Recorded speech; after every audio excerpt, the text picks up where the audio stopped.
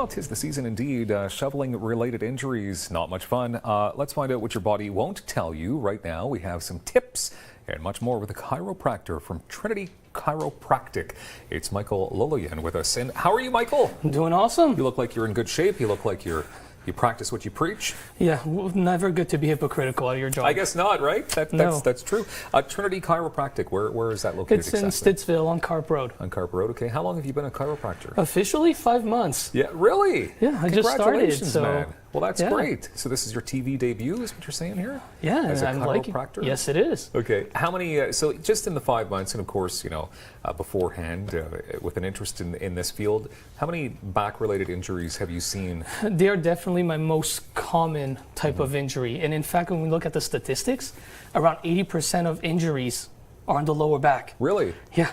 It's 80%? That high. So what is it about the back that makes it so fragile? It's because we use it so often, and the muscles that need to work in order to take the strain off of it aren't active because, again, we're sitting a lot and whatnot. But there are tips, there are tricks in order to make up for that lack of activation. So it's not just movement-related injuries that only occur when shoveling? I mean, no. What else is happening here that's making things like such a task on our bodies? Well, first off, it really boosts your cardiovascular rate. And man, you're better off running a marathon, as I like to put a joke, than if you're in really not good health to go and right away start shoveling. Really? Puts a lot of strain on your body, yes. Okay, so then what's the best way to attack it? Because are you saying we need to do all kinds of stretches and get ready for it, like a marathon? Well, first off, if you're not in the best of health, there's absolutely nothing wrong if you can afford it to have someone else do it for you. And nowadays they have yearly plans, you pay a flat fee and it's always done for you. But if you obviously have to do it, there are a lot of things you can do to prevent the injuries from happening. Okay. So, first off, the shovel, right? Yeah. You don't want it to be too heavy. Okay. Because any additional weight put strain on your back. You want to be sure you have good boots too, because if you're not steady, well, guess what? You have more chance to slip, and your back, well, guess what? Will have to react in order to that, and you're putting yourself more at injury. Can I check this one here? Yeah. So this isn't super light. I mean, it's still got a bit of you want to, with everything you buy, you want it to have a bit of a oomph, right? You don't want it to break, because imagine if it breaks and you go flying too. That's not good either. No, that would not be good at all. Yes. Okay. So the biggest issue that happens when people shovel is that their abdominal muscles aren't in the best of shape, so all the strain goes into the back. And a very easy thing to do is to just slightly contract your stomach.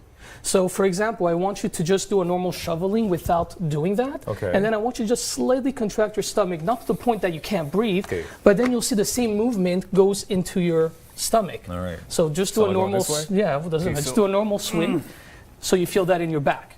Yeah, of course. Yeah. So now what you're going to do is just going to gently contract your stomach. So you mean like flex? Yeah, show up that suck six-pack. it in is what you're saying. Yeah, just a teeny bit though, because then if you can't breathe and everything, that's another issue. So now do the same thing. Okay. Yeah.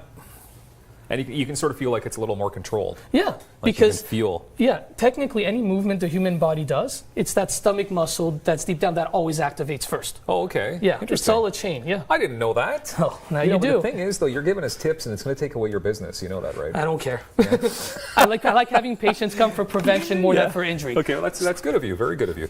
Okay, interesting. That's very cool. So, what about heat? Now, heat is bad to actually apply because, especially when you're coming in and you've hurt yourself from shoveling, you're probably freezing. Yeah. But it's bad to put heat on. Yeah, because what happens is when you have an injury, typically it's already inflamed, that region.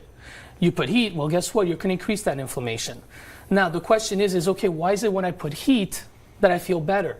Because for example, stretching, heating, and all those release endorphins in your body. Yeah, of course. So you'll feel better initially, but you might actually be worsening things. So same with stretching. A lot of people hurt their backs. They think like, they feel good when they stretch. But typically when you get, let's say, a muscle spasm or a strain, typically it's because it's overstretched. Okay. So then you're stretching it again. You might feel better, but you're actually worsening it, yes. So it's best to stay away from the stretching and all that kind of stuff. Yeah. Stretch before you do this. Yeah, and again, don't do like crazy stretching either. Just a little to get it going, because you still don't want those muscles and ligaments not to be overstretched before you begin. You just want to activate them a bit, get them going. Okay. Were you going to be showing us more techniques, or did I steal your thunder? Well, no, but again, for example, there's a few things you can do. For example, if the snow is too deep, no one forces you to go deep down, get the whole thing. You can do half of it. Yeah, of course. And if you can avoid it, again, with contracting the stomach, doing this motion, it might be inconvenient, but you're better off doing this. Yeah. I know it might take more time, but that injury is going to take a lot more away from you in Yeah. terms of time. And you put more steps on your pedometer that way. Exactly. Right? That's Yeah. exercise. Yeah, and you can cheat that way a bit too if your wife is really. Yeah, okay, interesting. All right, chiropractors are recommended. When are they recommended? Yeah. Over, I guess, hospital weight rooms? Yes. So obviously all injuries are different, right? We typically tell a person to come to the chiropractor if, let's say, the pain is localized, not too debilitating, along those lines. But if you ever feel any other sensations, such that we call neurological symptoms, such as tingling, weakness, or if you think you fractured something, right away, go to the hospital. Yeah, of course. So neurological symptoms like tingling, right away go get those checked out. Okay, but they should consult with you? Yeah, sometimes they can call to double check because not all neurological symptoms are like, oh my God, they need to be checked out. But, for localized like strains, sprains, definitely come right away. Yeah, that's and if, great. let's say you need an x-ray, we can get you one right away. Okay. So no waiting. I like this. And are you available to shovel in case, because you've got it all down, right? So I don't want to quit my day job yet, but 5 months in, you don't want to change careers already. No, but out of my office hours, if someone is that desperate, consider it. You're a why good not? man. You'll do what you can do. Michael, thank you very much for being here today. And canadachiro.com for more details. Yes, thank you. Appreciate Thanks, your Dylan. time. Really Thank you. appreciate it. Coming up, what is Frida's Addict all about? We'll give you all the details next on Daytime.